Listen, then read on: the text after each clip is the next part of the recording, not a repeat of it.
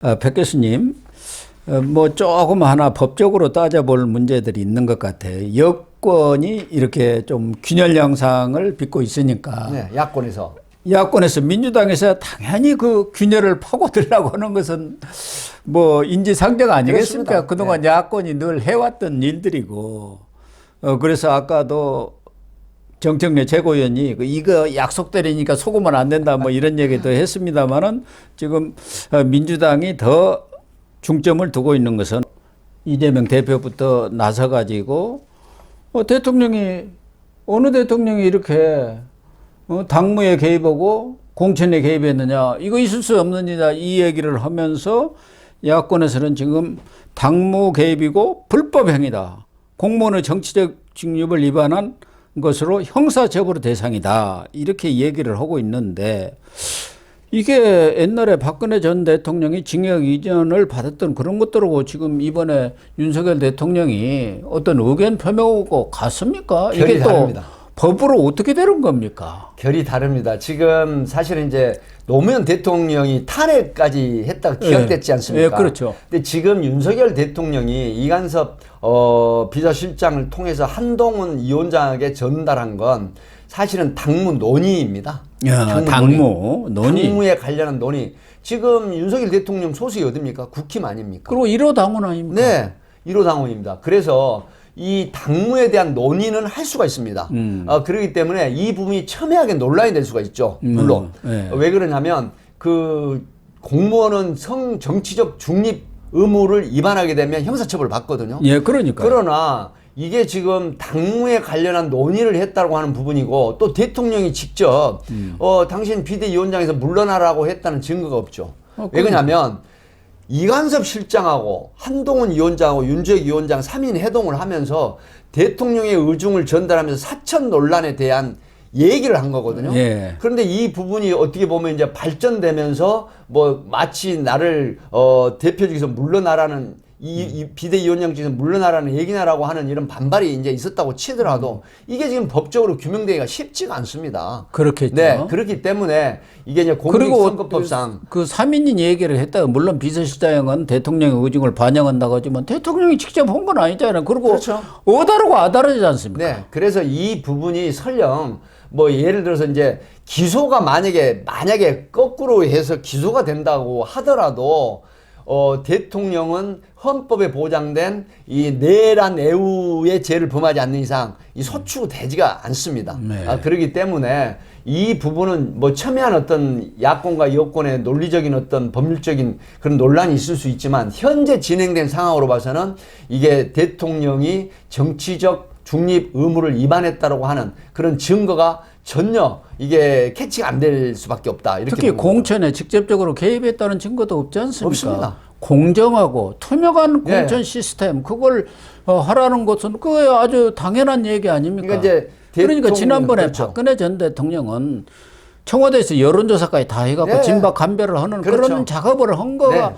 그래서 그게 이게 입증이 돼가지고 그게 공천 이제 개입이다 처벌을 해서. 받았던 것이고. 그게 전혀 다르죠. 네네. 그래서 이거는 지금 비서실장을 통해서 의견 제시. 당무에 대한 그 논의를 했고 의견 제시를 했고 또 사천에 대한 건 우려를 표명하는 이런 정도이기 때문에 이게 이제 그 공무원의 정치적 중립 의무 위반으로 보기는 쉽지 않다. 이렇게 분석을 하는 거죠.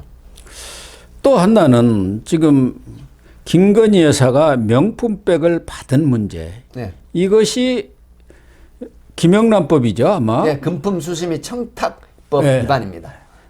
그거가 있고 또 하나는 함정 취재 문제 이런 것들 또 일종의 통신비밀보호법이라든가 이런 부분이 있는데 우선 이 김건희 여사가 명품백을 받은 그 사안에 대한 법적 문제는 어떻게 되는 겁니까? 김건희 여사는 공무원이 아니잖아요. 예, 이제 공무원이 아니었지만 대통령 가족입니다. 그러니까 대통령이 그 당선된 이후에 대통령 연분이었지 않습니까? 네. 그러면 대통령과 공무원과 그 부인은 사실은 이제 해당이 되는 법입니다. 그 김정란법이라고 하는 부분에 네. 금품수수미 청탁금지법 위반에 해당이 되는데 문제는 이제 그 공무원의 가족은 처벌 조항이 없습니다.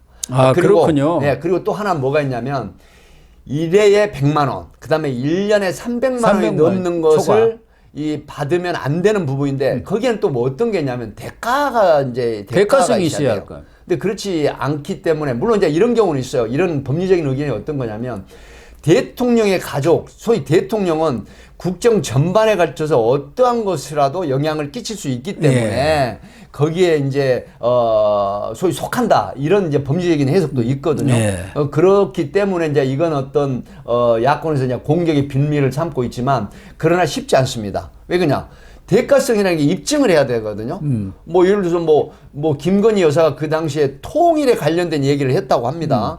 그런데 통일에 관련된 얘기가 어떤 개인적인 사익이라든가 부정에 관련된 얘기는 아니거든요. 그렇죠. 예. 그래서 이제 소위 말하면 전체적인 어떤 범죄에서 개인의 사익이 아니다. 예. 이런 부분이 있기 때문에 이걸 지금 부정청탁법으로 보기는 쉽지 않다. 또 하나.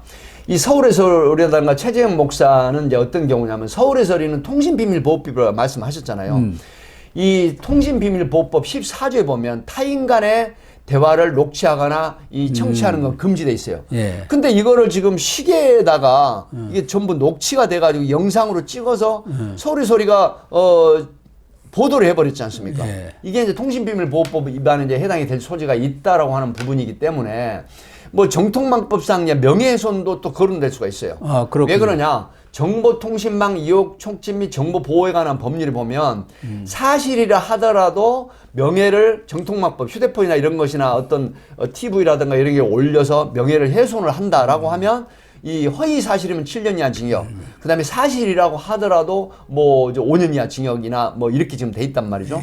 이러기 때문에 아마 이런 부분이 이제 문제가 된다라고 하면 오히려 최재형 목사나 이 서울해설이 이명수 기자 쪽이 훨씬 더 그 사람들이 처벌 받을 크게 가능성이 수가 있다. 있겠네요. 이렇게 봅니다. 사실은 함정 취재 자체가 있을 수도 없는 일이고 이것은 뭐 완전히 몰카 범죄 아닙니까? 몰카 범죄는 주로 성범죄에서 많이 일어나는 것 같은데 이런 것은 지금 권익위에도 고발이 된 것 같고 네네. 중앙지검에도 또 뭐 네, 고소가 된 것 대상이 같고 돼 있습니다. 어떻게 되는 겁니까? 그래서 막 이런 부분은 일단 그 형사적인 어떤 그 법적인 논리 근거를 가지고 아마 이제 처벌 수순으로 들어갈 가능성이 있고 뭐 최재형 목사가 이제 또 기자회견을 했더라고요. 뭐 사실은 어떤 큰 권력의 어떤 속성을 좀 우려가 돼가지고 이런 어떤 그러니까요. 그걸 했다 이렇게 이제 당위성 뭐 정당성을 주장을 했는데 이 부분이 받아들여지기는 쉽지 않거든요. 그렇기 때문에 사실은 상대방 사인을 속이고 그다음에 몰카를 장착을 해서 이걸 찍어가지고 이제 그 내보내는 이런 부분들은 이 개인의 명예훼손뿐만이 아니라 정말로 그 우려될 만한 범죄입니다. 범죄죠. 네, 그렇기 범죄 때문에 행위죠. 막 이런 부분도 앞으로 법적인 수사가 처벌이 어떻게 될 저지된 것인지 행위죠. 이걸 지켜봐야 될 것 같습니다. 그러나 민주당은 이 공세를 늦추지는 않을 것 같아요. 앞서도 얘기한 대로 이재명 대표가 대통령이 노골적으로 공천에 깊숙이 개입한 사례다 이렇게 선거에 개입했다는 인식을 권칠성 보는 수석 대변인도 당무 개입, 정치 중립 위반했다. 지금 당 차원에서 여러 가지 법적인 문제들을 검토하고 있다. 경우에 따라서는 박주민 지금 원내 수석 예. 부대표죠. 헌법과 법률 위반 가능성이 있어 국회 탄핵 소추도 가능하다. 발의는 할 수가 있거든요. 가결이야 3분의 2가 필요하지만 지금 뭐 167석이니까 얼마든지 발의해도 대통령이 영향을 받지 않습니까? 박주민 의원도 사실 이제 법률가거든요. 예. 이 변호사 자격이 있는 분인데 지금 이런 사안이 탄핵의 빌미가 된다라고 하는 부분은 사실 법률가로서 상당히 너무 나가는 얘기다 이렇게 봅니다. 그렇죠. 왜 그러냐면 지금 이 사안이 탄핵이 된다라고 하면 대통령 누가 하겠습니까?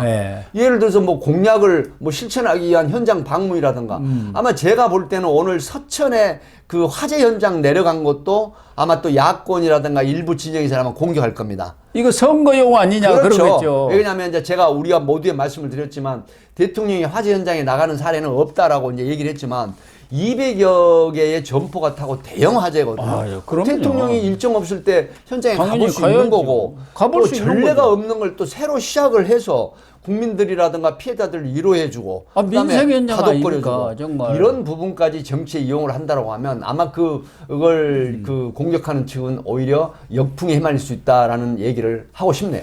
네, 그런 것 같습니다. 뭐 민주당에서는 이 문제를 특히 여권이 균열을 보이고 있는 틈을 비집고 들어가서 뭔가 정치적 이득을 얻어보려고 아주 여러 가지 애를 쓰는 것 같은데 도로에 그칠 것 같습니다. 지금 윤석열 대통령과 한동훈 위원장이 어쨌든 만남이 있었지만 지금 서천의 그 화재 대형 화재 현장에 뛰어간 부분은 민주당은 안 왔거든요.